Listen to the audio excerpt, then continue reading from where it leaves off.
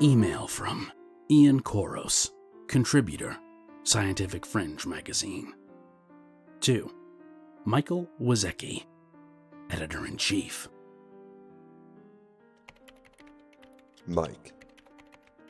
Several weeks ago, I was presented with a bizarre account I believe you'll find worthwhile. A friend of mine first found it. You know those spam emails? The ones that sometimes make their way into your inbox? For erectile dysfunction pills, diet supplements, etc. Anyways, this friend of mine clicked on the link attached to one of those by accident. But instead of an advertisement for an erectile dysfunction pill or diet supplement, this one led to a personal blog kept by a young woman. A girl named Ariana Gomez, apparently. I've tried to find this Ariana Gomez on Facebook and Instagram, but so far I've had no luck. My friend sent it forward to me, and I printed out the blog entries. It was a good thing I did, because the link no longer works. I got an error message the second time I clicked on it, and a pretty nasty virus I should add. Neither of us could find the picture of the monkey that Ariana Gomez refers to. Below is the account in its entirety, which I retyped word for word from my printout.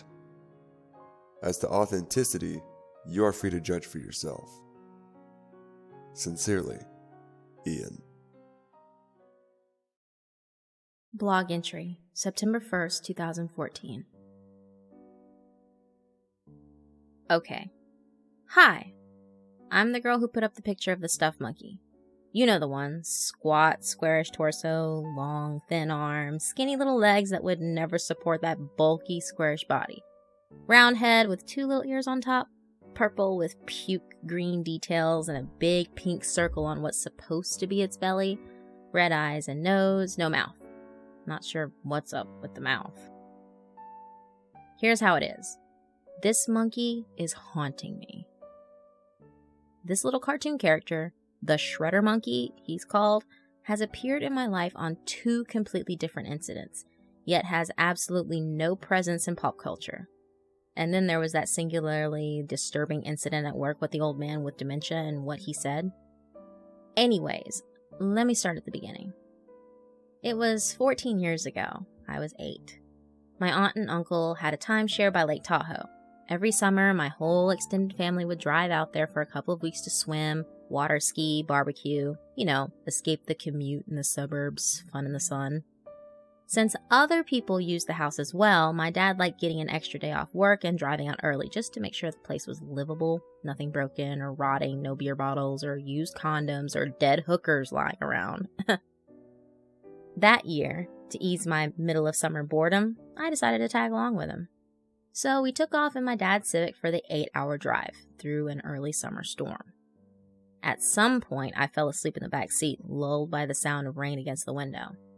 When I woke up, we were parked outside of a dilapidated gas station. I opened the door and climbed out. I didn't recognize the area at all. The rain had stopped, it was warm, and the sky was bright blue and cloudless. The gas station had 4 pumps and one tiny shack that functioned as a snack shop. There was nothing but fields of tall yellow grass on all sides. The snack shop, or whatever it was, looked as though it had been standing since World War II. It was a little place with walls of rusted sheet metal and one wood and mesh door. No windows. Just 3 blackened, indecipherable neon signs. My dad stood outside the car pumping gas. He gave me $5 to buy food. The inside of the sheet metal shop was scarcely in better condition than the outside. The fluorescent lights were dim and dust hung in the air. The white tile floor was stained and peeling. 2 old refrigerators rested against the back wall, stocked with soda and beer. A variety of cigarettes and tins of chewing tobacco were displayed behind the front counter, and there were several shelves dedicated to snack food. Candy, chips, beef jerky, plus more substantial stuff, cans of beans, string cheese. I stayed away. Tuna, condensed milk, cereal. All coated in a healthy cover of dust. I looked around and realized that I didn't recognize any of the brands. A couple examples. Chocolate, at least I assumed it was chocolate. Something resembling a Snickers bar in a pastel purple wrapper with bright blue lettering. I had no idea what was in it because the nutrition facts and description of the product were all written in a strange language that resembled Chinese characters mixed with Egyptian hieroglyphs. Then there were some brownish substances in long, skinny plastic packaging. I guess you tore open one end and squeezed the contents into your mouth, sort of like Go-Gurt. I didn't know for sure, however, because the label was in another bizarre written language, though not the same one. The chalk characters featured straight lines and triangles, while this writing was squiggly. Okay. A little freaked out, I was about to leave. Then I glanced at the cereal display and noticed one box had English writing on it. Shredder Shocks. The box was yellow and the words were Red Comic Sans. Kid cereal.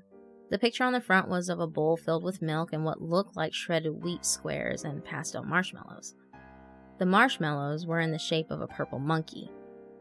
On the back were the obligatory kids' cereal box games, hosted by a large picture of a cartoon monkey in a bamboo tree.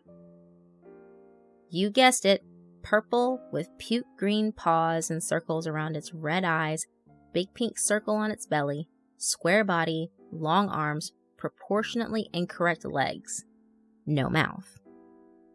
There was a circle-shaped maze and text telling you to help the shredder monkey find his way to the oasis. At the upper right corner of the box, the other end of the maze, was a picture of a little cartoon pond, complete with happy-looking fish poking their heads out. Also, there was a word search with words like monkey, jungle, adventure. You can guess the rest. As I examined the colorful box of cereal, I heard a shuffling that could have been footsteps in the next aisle over. Thinking it was my dad, I went to look, but no one was there. Then there was a whoosh and a slam. The mesh door was swinging. There didn't appear to be anyone behind it, and I was alone. Weird. The wind, I guessed. I took it as a hint that I needed to get out of there as soon as possible. I was hungry and extremely untrusting of the inexplicably labeled foodstuffs I'd seen, so I decided to take my chance with the Shredder Shocks. I grabbed the box, went up to the counter, and paid the cashier. I don't exactly remember what the guy looked like.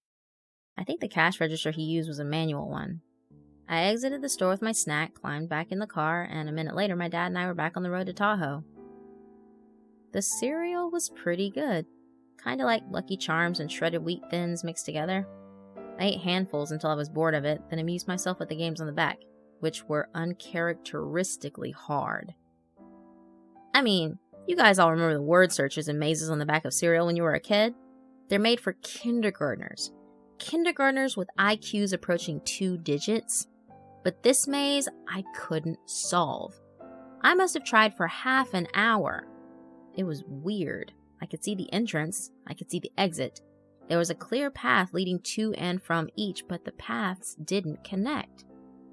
And the word search was utterly impossible. I decided it must be a misprint.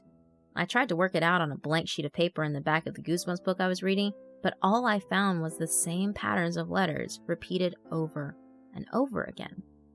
GARDNWODREH.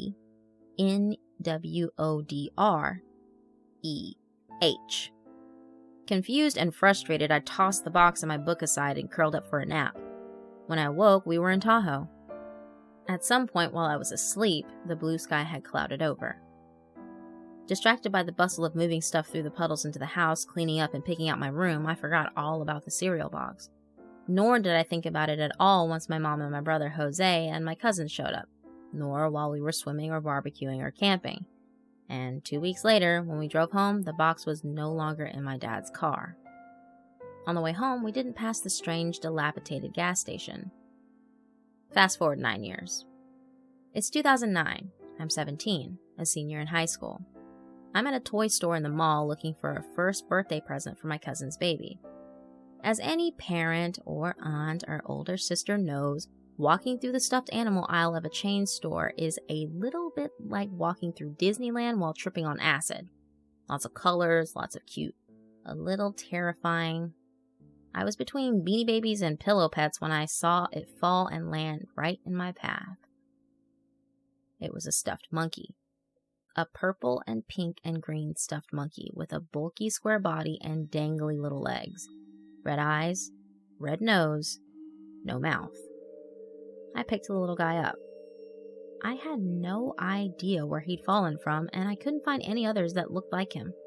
Confused, I flagged down an employee. "That's strange," she said.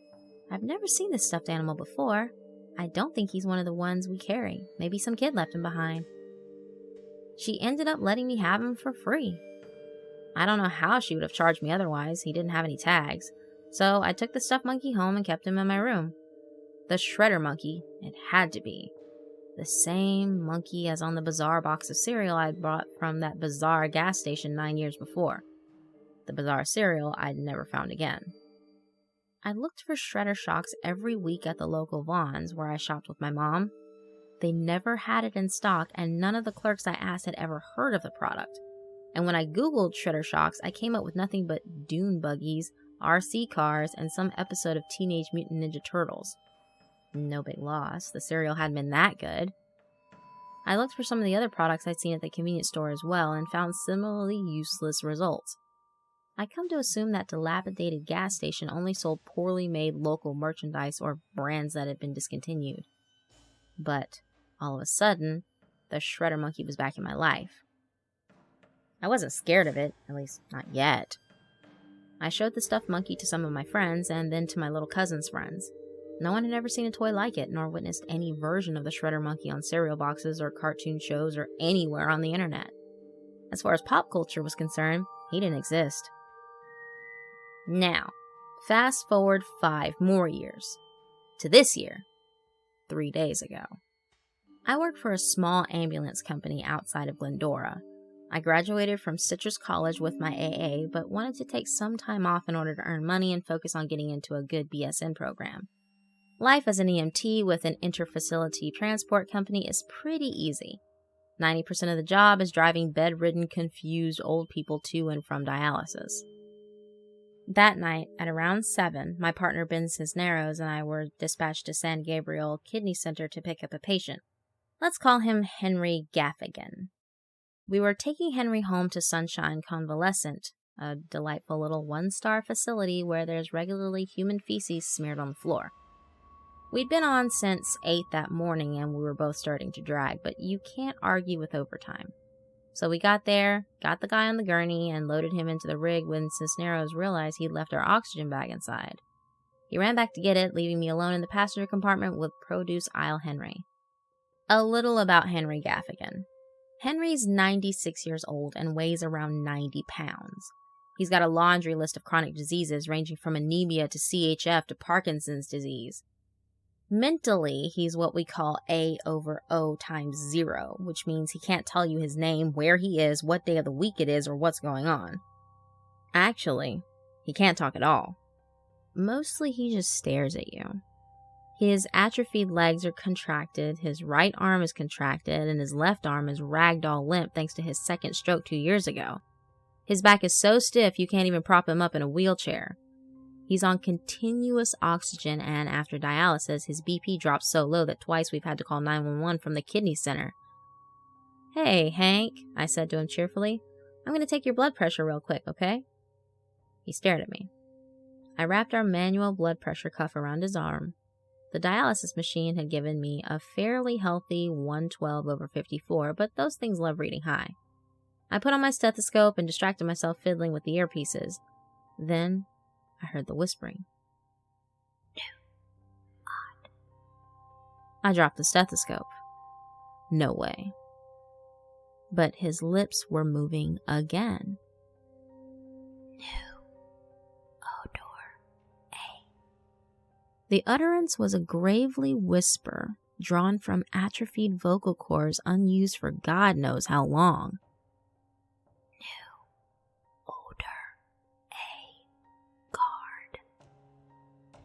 I stared at him, mouth gaping. Henry Gaffigan was non-verbal. We'd taken him to dialysis for 3 years. He hadn't uttered a word in all that time. "Mr. Gaffigan," I said excitedly, can you tell me what your name is?" Then he sat up. I wouldn't even call it sitting. It's more like his body folded at the hips like a hinge. He didn't support himself with his hands, and his back didn't arch at all. He just sat straight up like Dracula out of his coffin in the old black and white movies. The nasal cannula attached to his face grew taut, then was pulled from the house nozzle. Like a puppet's. His head twisted towards me. "New order! A guard!" he roared. His voice was mechanical, metallic, like the voice your friend's voice morphs into when she yells into a steel pipe.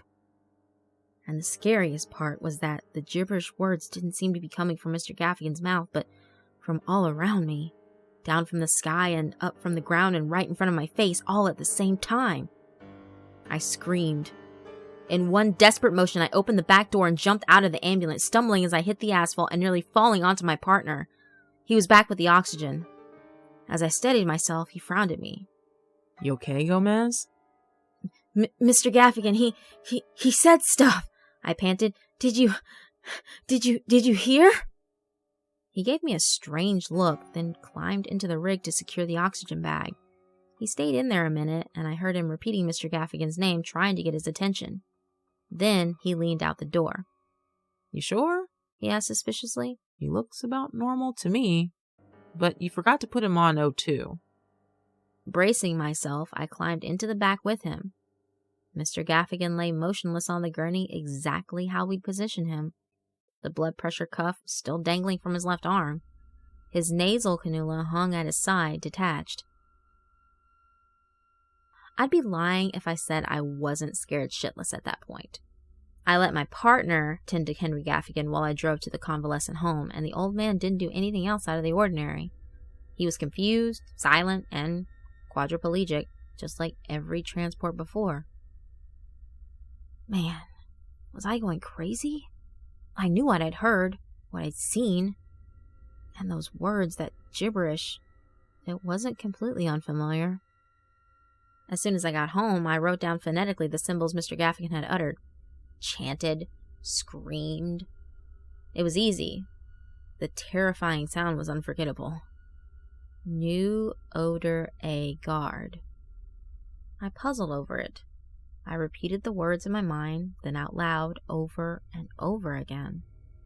I allowed them to blend together, gain meaning, lose all meaning, and then I got it. I still live with my parents. Convenience mostly. Work's close and they don't charge me rent. And my parents have a frustrating habit of keeping everything. All my elementary school projects, high school textbooks, and childhood playthings live in moldy cardboard boxes in the attic, which is where I spent that night, digging through said moldy boxes, until I found the one in which my brother Jose and my old books were stacked.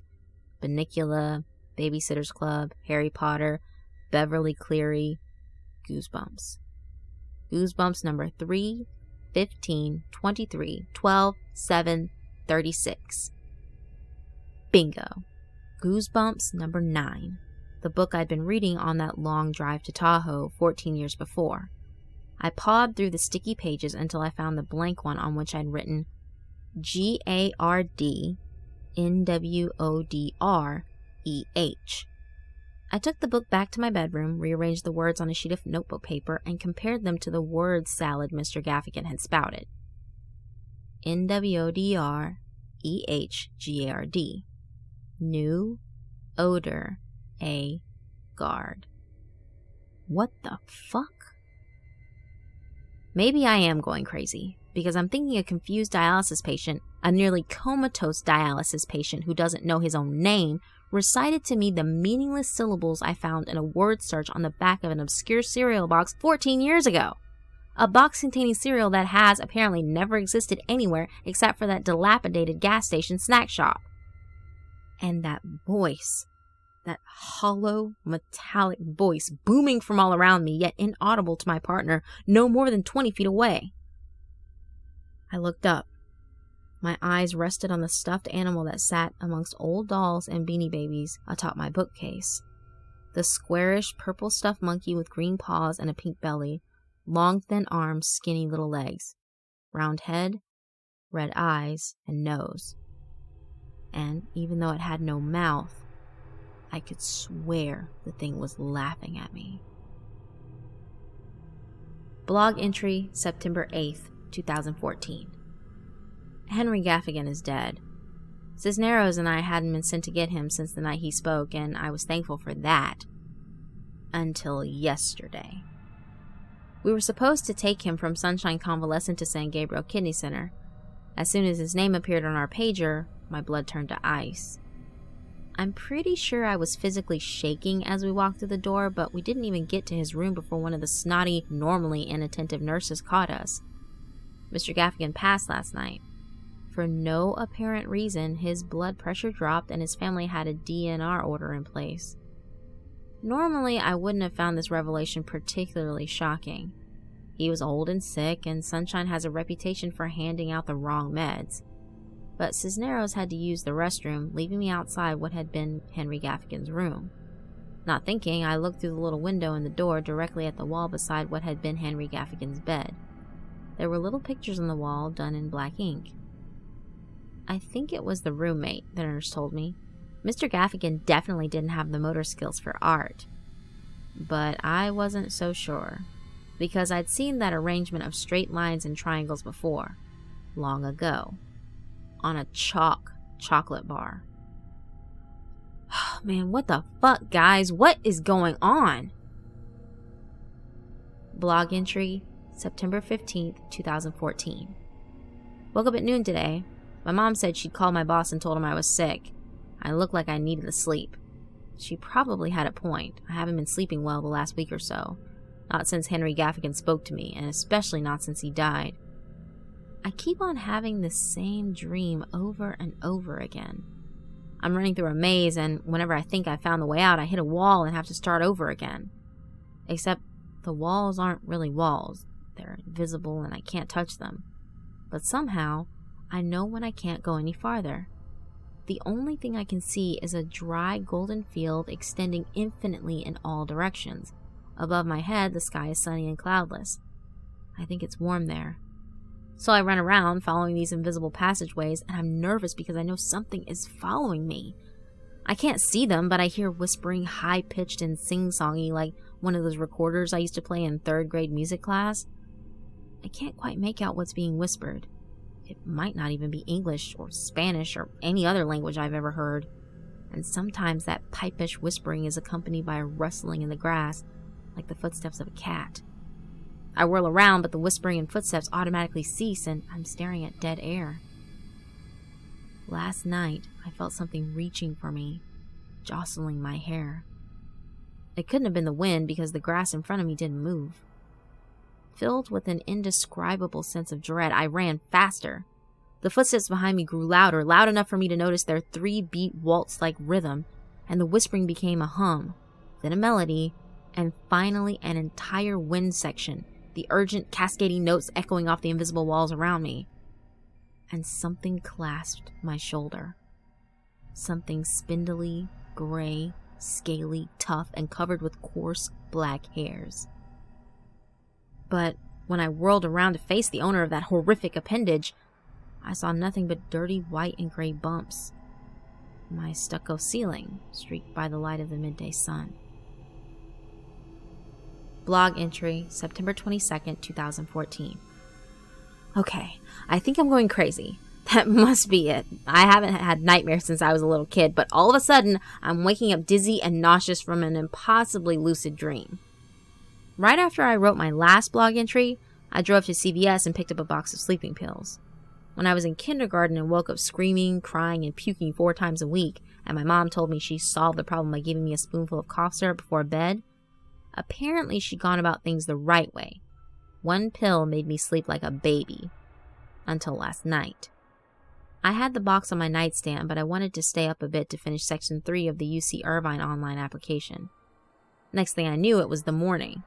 I'd woken up and showered and was walking from my car to the station. I assumed I'd woken up and showered and drove to work because there I was, on the sidewalk and in my uniform. I opened the door and walked past the dispatch booth to grab my time card, and the dispatcher, a chick named Mary, gasped. "Gomez!" she cried. How did you...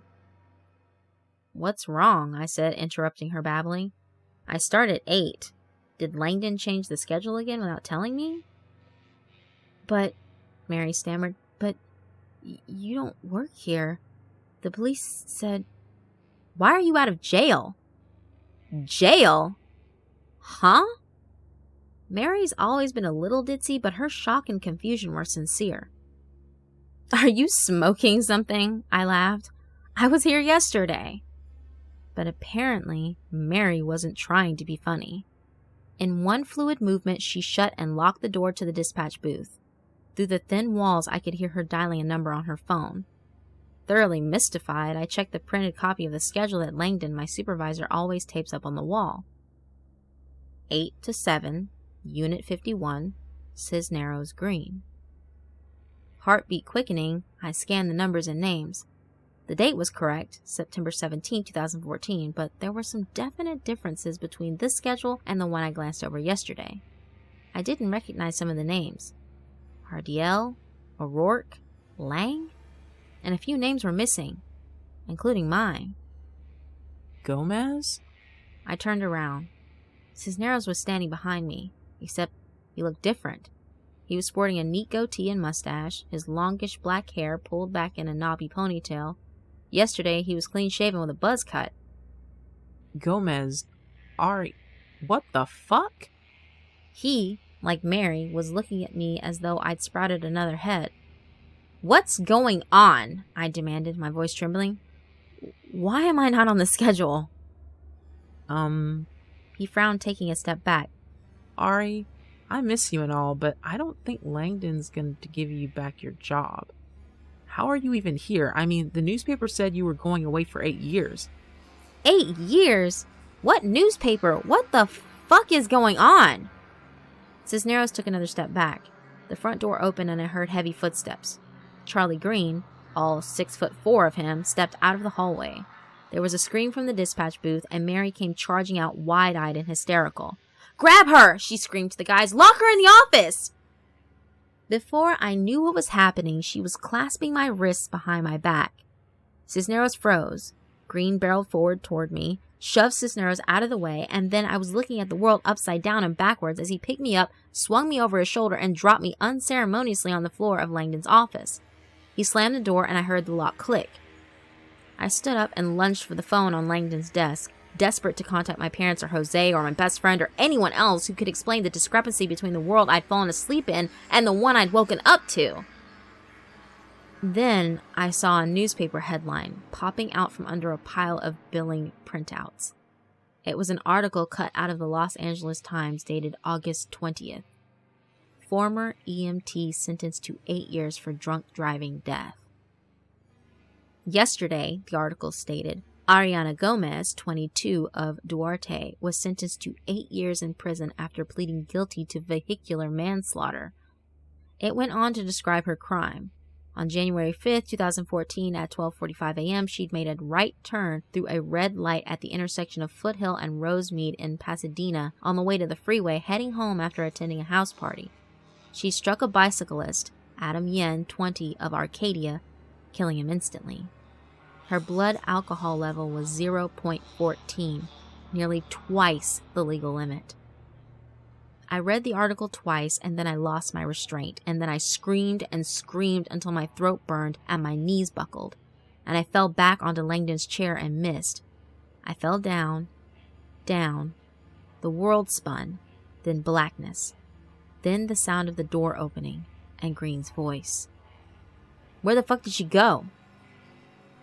And then I was staring up at stucco peaks and valleys, eyes burning. My bedside lamp was on and my laptop was open on my pillow. I rolled over and checked the time. 6:18. 12 minutes until my alarm went off. My right arm ached and my head throbbed. I turned to the side and puked all over the floor. I swung my legs over the side of my bed and tried to stand, but as soon as I shifted my balance, the room began to spin, and then I was staring at the stucco again, drenched in cool sweat, too weak to move. I don't know what's going on. That was the weirdest dream I've ever had in my life. I mean, it didn't even feel like a dream. I was at the station. I was talking to my partner. I could feel Mary's hands on me, and the lucidity of it all wasn't even the strangest part. I had been at a party in Pasadena on January 4th, my friend Caitlin's birthday, and I had thrown back a few PBRs, but I could talk straight and walk a line, and though I was okay to drive home and around midnight. But I hadn't driven home. I'd had second thoughts. I'd taken off my shoes and fallen asleep on Caitlin's couch, then woke up 9 hours later with drool running down my chin and Jenny Wong's ex-boyfriend passed out on my shoulder. I lay there, on my back on the rug, for the better part of an hour before I had the strength to drag myself into bed. I had to call out of work again, and I'm pretty sure I copped as much of an attitude as I could manage with Mary, who answered the phone. Hours later, in the shower, I noticed a dark purple bruise on my right shoulder that wasn't there yesterday. Exactly the sort of bruise I'd have expected if Charlie Green had dropped me on the floor, like he did in my dream. Blog entry, September 24th, 2014. I'm going crazy. The sleeping pills aren't working anymore. I was back in the maze again last night, blue sky above me and golden field extending in all directions. I was running. This was the right path. I could feel it. I could find my way out of the maze, escape the thing chasing me, and then, I don't know, find the highway, hitchhike. In my dream, I hadn't thought that far ahead. But I kept running. In the moment, sure, my life depended on it. And then I heard the whispers again. The same melodic piping, but it was different today. Doleful, haunting. I stopped and surveyed the area around me, and I noticed I was not alone.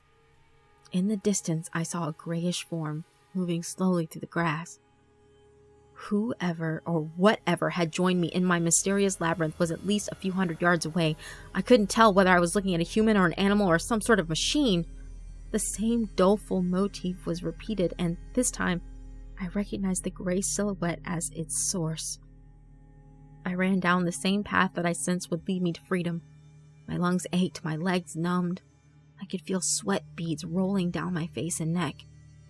Then I glanced to my left and saw something that nearly stopped my heart, drove me to stumble and fall to my knees in the dead grass. It was a small shack, square and flat-roofed, covered in rusted sheet metal. No windows, just one wood and mesh door, several burned-out neon lights, and standing in front of the building was the most disturbing, hideous sight I have ever seen. Breathing, staring at me with bulbous marble eyes, yelling strange words to me in its shrill woodwind voice. Its body was gray and cylindrical, about 3 feet high, covered in dry, leathery hide dotted with bulging, pus-filled blisters and disparate clumps of coarse black hair.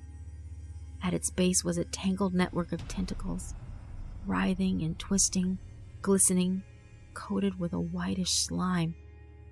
Extending from its midsection were 3 appendages, dry and cracking like tree roots, bending at the middle and culminating in a warty ball with 5 spindly, scaled appendages, covered in sickly black protuberances and tufts of hair.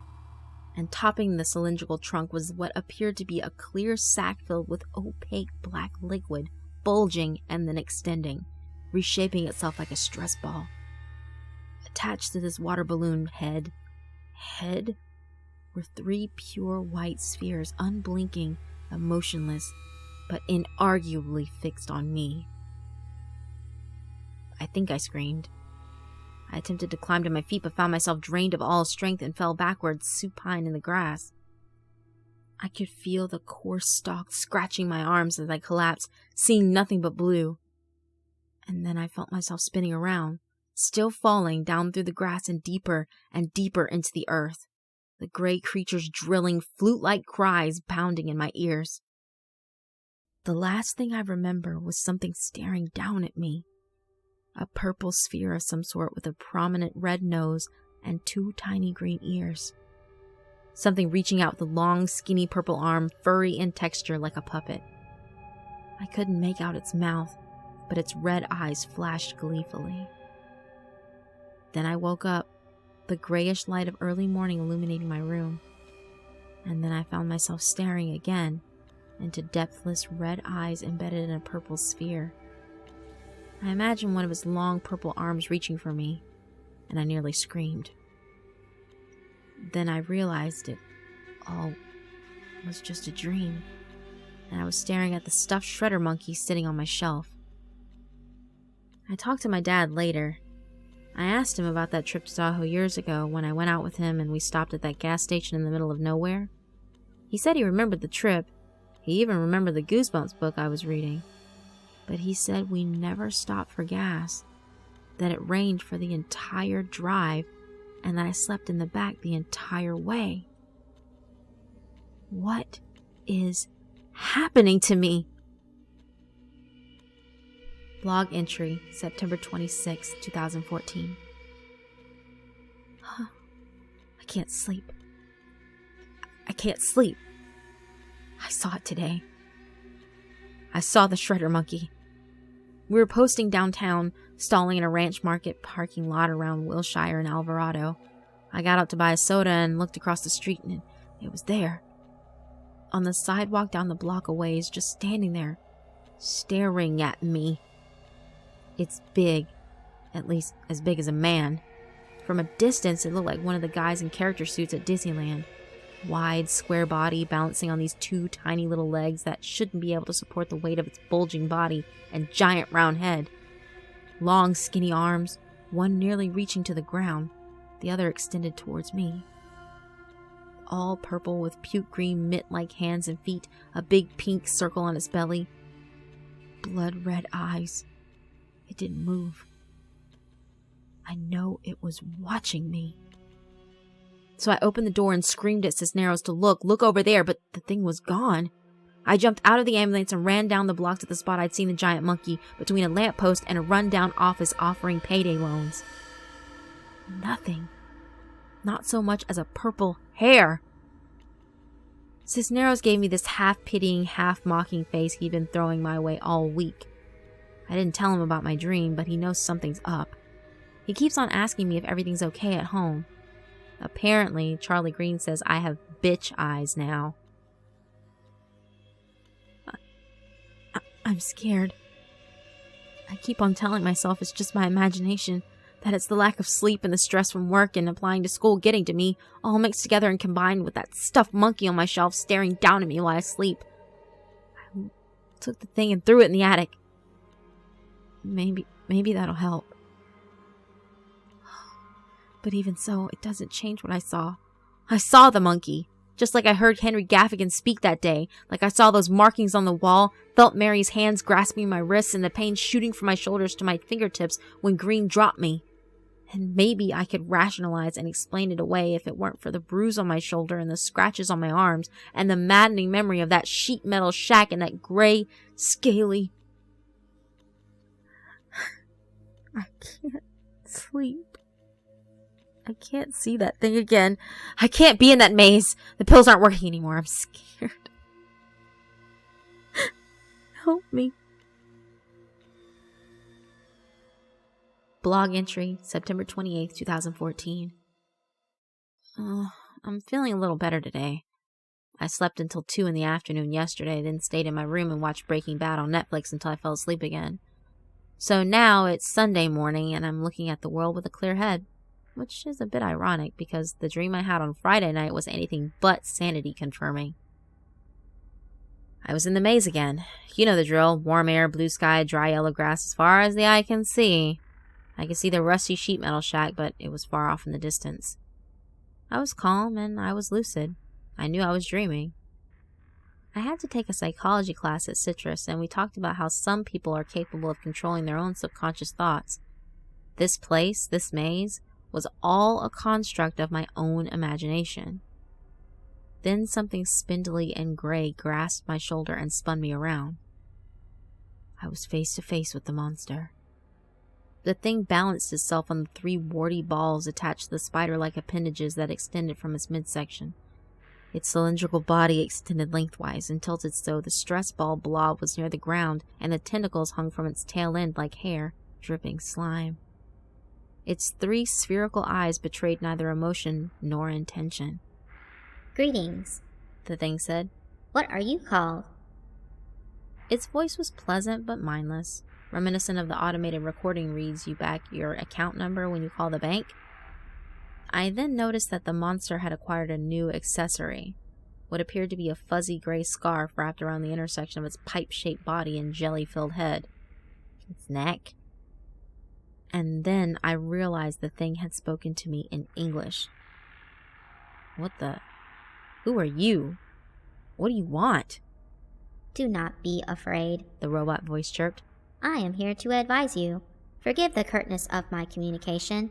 My body cannot produce your language. The filter I am forced to atom may be unfamiliar to your species.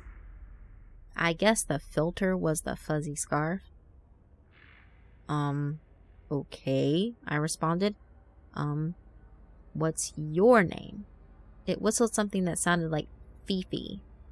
Okay, Fifi, I said cautiously. What's your advice? You are like myself. You have the ability to climb through planes. Huh? There are an infinite number of them.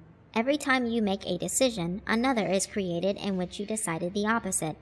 Billions of planes, all stacked on top of each other. Oh, I got it. Like alternate dimensions, string theory. I've heard that one. You've climbed into another plane before.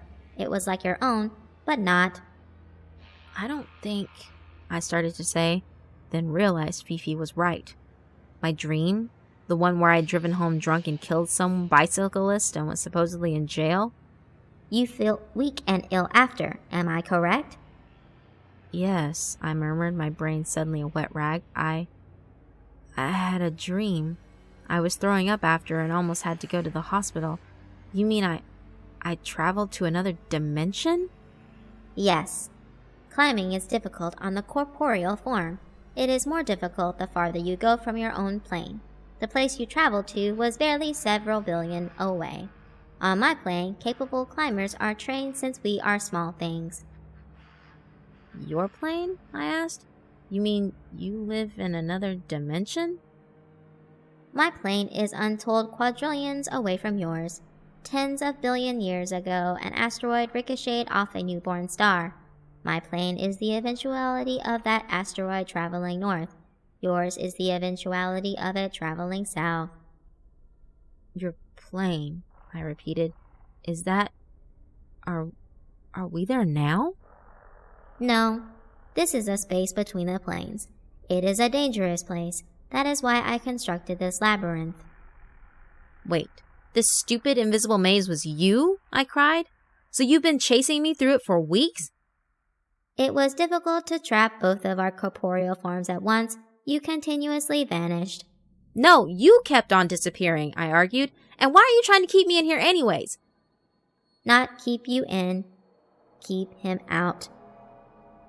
My anger dematerialized, replaced by cold ice panic. I knew who him was. I glanced around nervously. He is not here, Fifi droned pleasantly. He is a dark thing, a creature who wishes only destruction. He comes from a plane far, far below all the others.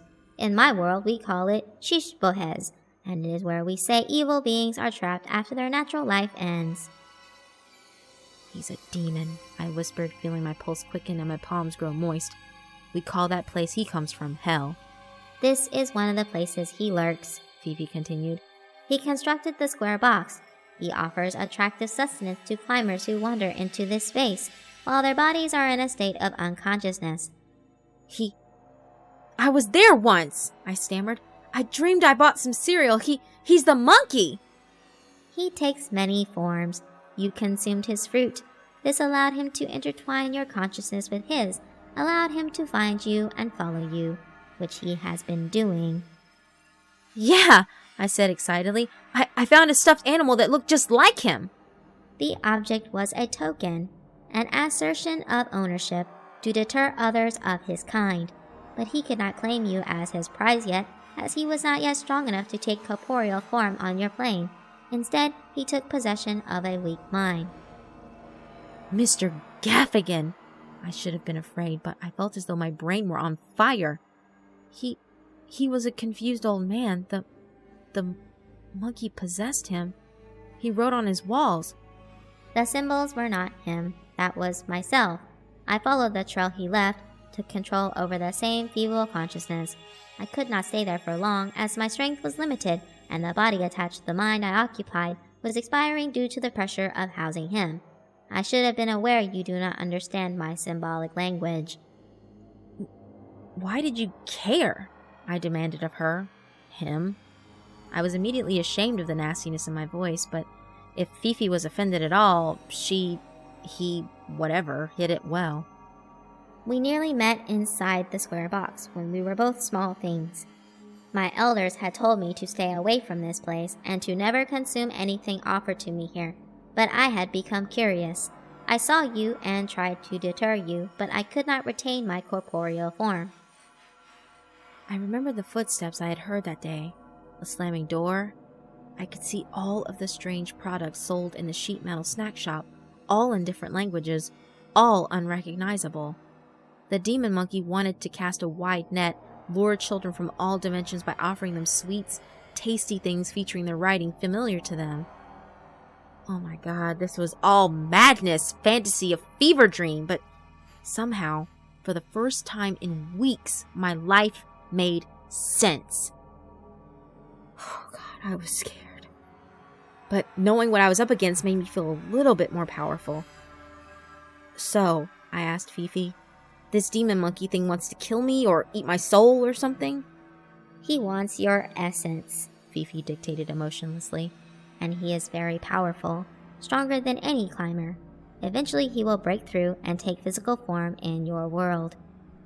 He already has. I saw the thing. How do I stop him? I noticed the sky above me had paled. My surroundings were blending together into a pixelated haze. I could no longer determine the point where yellow became blue. I was looking directly at Fifi, but she, was melting into a grayish blob as though I were looking at her through a camera and fiddling with the focus. I was waking up. No fucking way! Fifi! I cried desperately. How do I stop it? The haze became a filmy cloud. I was no longer in the field, but falling down some foggy, sense-defying pipe, and Fifi's outline had become the sort of static, colorless shape you see when you close your eyes. You must climb, her answering machine voice echoed. And then I was staring at stucco, and light was streaming in through the blinds, and my alarm clock was wailing. Last night, I didn't dream. I'm glad I decided to keep this blog. I'm sure I'd have gone crazy if I didn't have some outlet to organize my thoughts. And now, if I can't chase down Fifi again, I've got to learn how to exercise the demon shredder monkey all by myself. Yes, I'm aware of just how Harry Potter fanfiction that last sentence sounded. Maybe I'm actually going crazy. But given the choice between looking like a nut job and getting eaten by that purple thing, I'll take crazy any day. Blog entry, September 30th, 2014. I started wearing a crucifix around my neck yesterday, and there's a Bible at the bottom of the backpack I take to work. I'm not sure if the shredder monkey is scared of religious iconography, but it's worth a shot. I saw him again. We were waiting outside MacArthur Dialysis at around 5, waiting for a patient to finish clotting. I was in the ambulance alone. Cisneros had gone inside to use the restroom. The rig was idling, the radio was on, and for some reason I felt eyes on me. I looked behind me through the back window. His purple, plush face was pressed against the window. It was the closest I'd ever seen the thing, and I was made aware of little details I'd have rather remained ignorant to. His purple fur was not monochromatic, like that of the stuffed monkey I'd tossed in the attic. It was matted, dirty, caked with grime. His red nose was comparable to a dog's snout, leathery, warted, dripping greenish mucus, and his fiery eyes were neither plastic beads nor emotionless spheres like Fifi's. I could make out whitish rings, black pupils staring at me, alight with twisted mirth. He was enjoying this. I stared back, too terrified to scream. The bright red, fleshy nostrils flared, steaming up the window, obscuring my view. Then words began to appear. Letters backwards. The thing was writing something in the fogged window, like a kid on a cold morning. NWODREHGARD from his vantage point. Drag her down from mine. Then I heard a snap, the door opening. I screamed. Cisneros yelped and stumbled, catching himself on the driver's side door. He didn't even bother asking me what's wrong. He just gave me that same look I'm starting to seriously despise. Blog entry, October 1st, 2014. No monkey sightings today. I was on edge all day long, eyes darting like a crazy person, jumping at any unexpected sound. I know he's messing with me. That's why he left me that message on that fogged up mirror. Whatever. He's playing games. I'm figuring out how to get rid of him for good. Remember how I said my parents keep everything in the attic? I went up there today after work. I dug through box after box, baby clothes, Jose's old soccer trophies, photo albums, sheet music from the 2 years I played the cello in middle school, my clay model of San Juan Capistrano mission, what was left of Jose's foam board poster depicting the process of photosynthesis. 3rd grade, 2nd grade, 1st grade. And then I found what I was looking for. In a forgotten manila folder at the bottom of a water-stained box labeled Kids 1997, I found a cache of crayon drawings signed Ariana. My suspicions were justified. A small child, guided by her imagination, unfettered by logic or rationality, could have traveled to places her older self would be kept from. One depicted a red house, ours is brown, and a family of 6, Mama, Papi, Jose, Ari, Noemi, and Roberto. Once, years after I'd drawn the picture and forgotten about it, my mom told me she and my dad had considered having more children, then decided against it. There were a whole bunch of those. Crayon Ariana playing with people I'd never met, in front of houses and schools and parks I'd never been. And some of the people were weird. They had eyes in the wrong place, or noses that were too big, or too many arms or legs or fingers. The shredder monkey knows how to find me here. If I can climb out of this dimension, like I did when I was a little girl, he'll lose my trail. And then, I'm not quite sure of the "and then" part yet. Maybe he'll forget about me. Maybe he'll get bored and retreat back to his sad little sheet metal squatter's nest. Better luck with the next unfortunate dream traveler. Maybe some being in whatever plane I'll end up in can teach me how to fight back. Maybe. I closed my eyes. I tried to think about nothing. Allowed myself to forget all my little daily worries, forget where I was, dissolve all of my thought processes, focus on the neon shapes dancing in the blackness, flickering and folding and combining and breaking apart and coming together again. Then the blackness faded to gray, and the neon dulled to primary colors, and the shapes took definite form. I was sitting on something soft, and the air around me was warm and pleasant. The gray lighted into dingy white, and details revealed themselves. A pink dollhouse, complete with little wooden figures. A bookshelf, plush dolls littering brown shag carpet. A pink Barbie mirror mounted on the wall, reflecting my tired face rimmed with frizzed hair. I was in a child's bedroom. I heard voices coming from outside the open door. Nervous, I jumped to my feet. I hadn't thought of how I would explain my presence in some random kid's room. 2 little blonde girls barged in, twins from the looks of them. They stopped and stared at me wide-eyed.